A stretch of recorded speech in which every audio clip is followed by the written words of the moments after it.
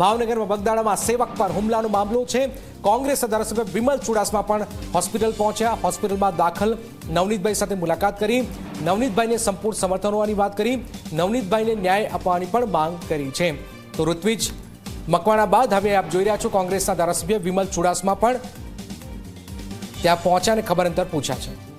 નવનીતભાઈ આજે અહીં દાખલ છે અને હું વિસ્તારના ધારાસભ્ય તરીકે નવનીતભાઈની મુલાકાત લેવા માટે આવ્યો છે અને નવનીતભાઈને ન્યાય નથી મળ્યો અને જ્યાં સુધી ન્યાય ન મળે ત્યાં સુધી હું સંપૂર્ણ એમની સાથે છે।